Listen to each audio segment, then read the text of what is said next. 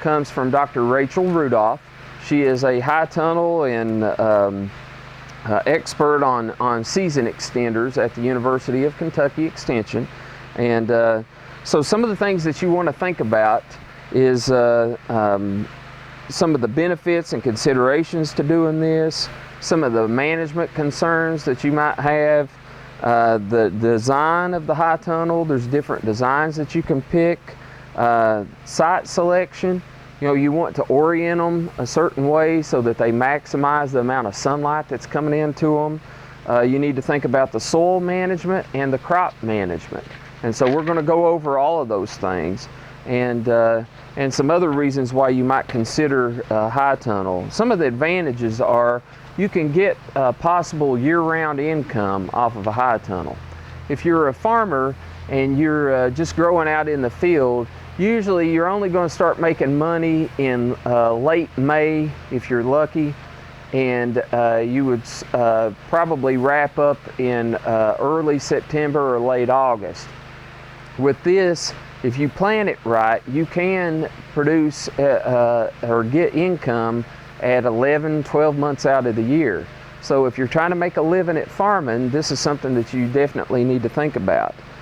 This is a way for you to retain old customers and recruit new ones.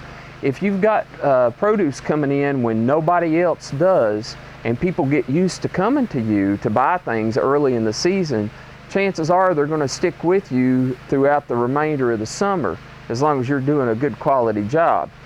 If you are somebody that's just growing out in the field and somebody's getting ahead of you by bringing things earlier than you, then it's going to be hard for you to get that customer to come back to you when your crop starts coming in. So this is a way for you to get people early and to keep them throughout the year. You get higher prices from the stuff that you're producing because you're bringing things in when nobody else is bringing things in. You're also going to have a yield that's going to be higher for the square footage than other people are going to get off of their land. So that's a real strong reason for doing it. You're going to have better quality produce because of the disease pressure that we talked about before the break, fewer insect problems, that kind of thing. And you've also got an extended amount of time that if you're having people help you, maybe seasonal type workers, you're allowing them to have a job throughout the year too. Instead of maybe, it can be hard to get somebody to work for you if you only provide them work for a few months out of the year. But if you can provide them work throughout the year, then suddenly you're going to have people that wouldn't have been interested before that now they are. But it's not all roses. I don't want to just tell you that this is all easy and that there are no disadvantages. There are some disadvantages. If you like having a break in your growing season, maybe time to think about a different enterprise that you want to get into, or maybe time to travel or go visit family or whatever. If you're trying to do this, this is more like having livestock. So you're going to have a job to do year-round, and somebody's going to have to tend to it regardless of what the weather is or regardless of, you know, holidays and that kind of thing.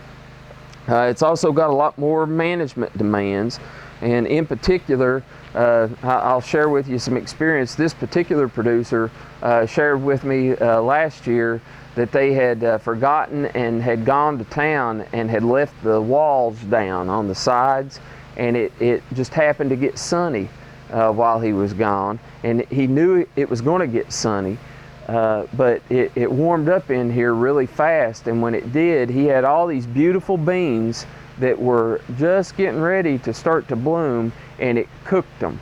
And so he lost all of that.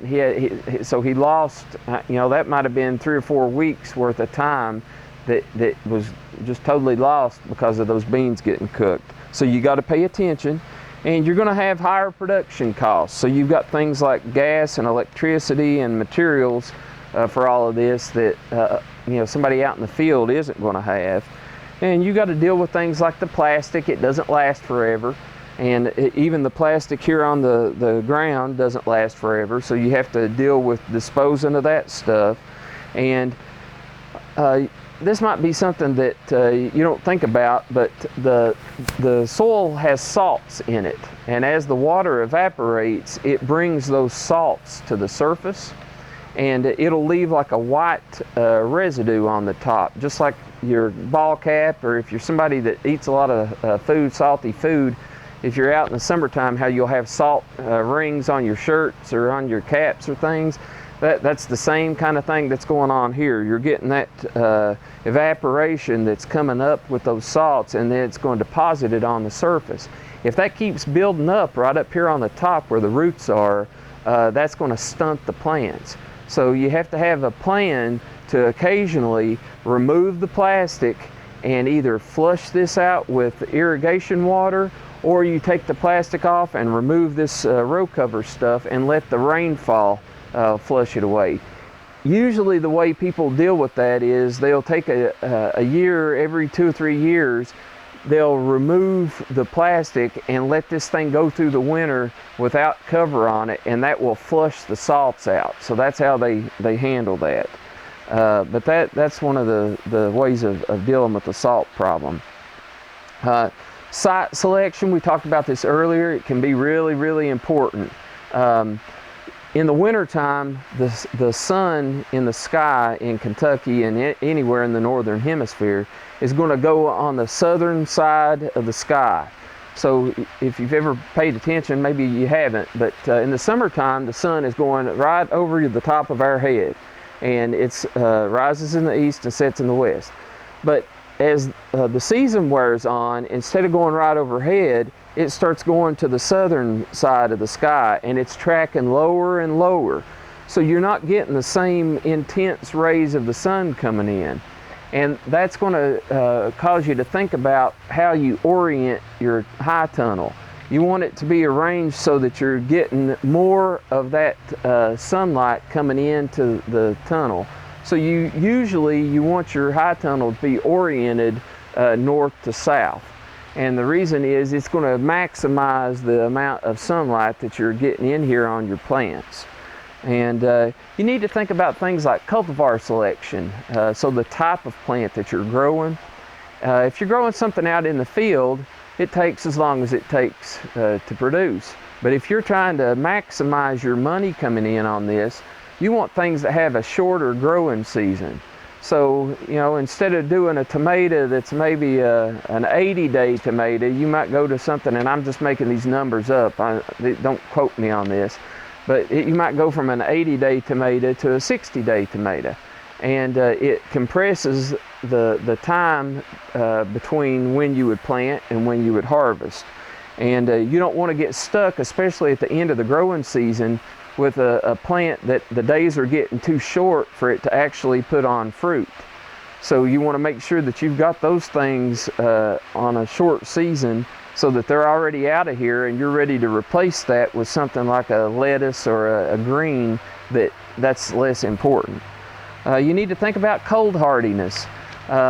Sometimes, again, there's no heat in this, and so we do have some crops that can handle cold weather and some that can't. You know, a tomato is not going to take temperatures that usually what the high tunnel is going to add is about 15 degrees above whatever the outside temperature is, and maybe a little more than that depending on whether it's cloudy or clear. But if you've got a plant that can't take it below freezing and it gets down below zero, you've lost those plants. They're not going to make it. But if you've got a cold type crop like a broccoli or a cabbage or a cauliflower, any of Brussels sprouts, any of those things, they can take it down cold. Spinach can take it down real cold. And so those are things that you want to think about. Heat tolerance, because it can suddenly heat up during the growing season in here. You need plants or varieties of plants that don't mind the heat as much. And there are different varieties that can actually take that. And you need to think about whether you're going to direct seed in here or whether you're going to transplant. Most of the time, most of the crops, you're going to transplant them. You're going to start them somewhere where you baby them, and then you're going to set them in here after they're already started. And what that does is that can give you a head start, and that can gain you about an extra 4 weeks by doing it that way.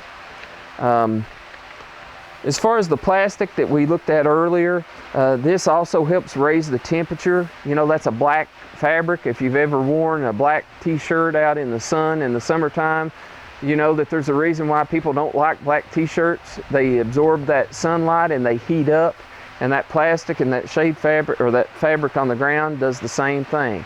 So it's going to warm that ground up and help keep the roots nice and warm. But those are things that you want to think about.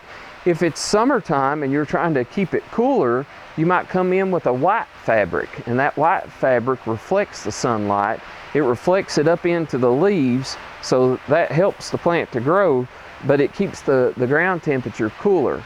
And so that's another thing that you might want to think about. There's different densities of this shade fabric that we talked about that's up on the top. So some of it might provide 30% shade, some of it's 50%. They give you percentages of that. And I think it goes, you can get it all the way up to 90%, but that's real rare. Usually what you see is 50 or 70% shade. And for a high tunnel, I would say most of what he's using is in the 30 to 50 range. You don't want it to be too shaded. So those are all things to think about for a high tunnel. And I've got all kinds of more information here. I don't want to go into too much detail with you. If you're interested in what we've talked about on this show, if you are curious to see how the produce tastes and that kind of thing, you can come down to the Letcher County Farmers Market. It opened on the 18th. It's open every Saturday from 9 until 1. And you can come down, and if you're seeing green beans or tomatoes, don't assume that they're bringing that in here. They have to tell you if they're trucking it in or not. But if you're, I'm looking at a tomato here right now, and I don't know if James can show you, but it's already turning orange here in this high tunnel. And again, this is May the 22nd. So if you go to the farmer's market and you're seeing ripe tomatoes, those are very likely grown here in Letcher County. Don't think he's pulling your leg. But I wanted to walk down through here and show you how pretty they are. These vines are very healthy, and they're full loaded with, he's got little Roma tomatoes in here, and he's got, I know some of these were heirlooms, so I don't want to try to guess at what he's got growing, but he's got some dandy, beautiful tomatoes in here. And very, very little disease and just deep green. This means that he's fertilized them good. They know what they're doing, and the plants are healthy. And James is showing you some of those tomatoes that they've got. But back in the background, it's not just tomatoes. They've got cabbage growing, and my cabbage at the house, I started from seed. Mine is just now starting to come up like it's thinking about making a head. And you can see that the cabbage plants here, some of those, I'm looking at one back in the background that's already made a head. And so if you go to the market, that's beautiful produce. You're not going to find it any better anywhere. And this is something you can do in Letcher County. This is something that would make your family some money. And we hope that you give this a thought. And you know, if you're somebody that maybe you get depressed when the days start getting short and you don't have anything to look forward to in the wintertime, this might be just the trick. You can contact Soil Conservation. I know they do cost share on high tunnels, and again, they gave out or did cost share on 13 different high tunnels this year. And this could be a great thing for you to do during the growing season. And we want people that actually are going to produce in them.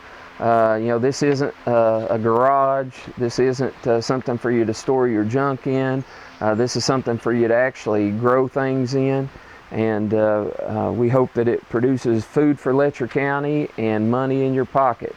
And so if you've got any questions about it, you can call us at the Extension office. Our phone number is 633-2362, and we can get you all kinds of information on how to do it. And we can put you in touch with Connie Sturgill at Soil Conservation, and you can talk to them about the cost share part of it. And we hope to hear from you. thank you very much. This is bonus footage. This isn't costing you any extra. We're out here at the same place that we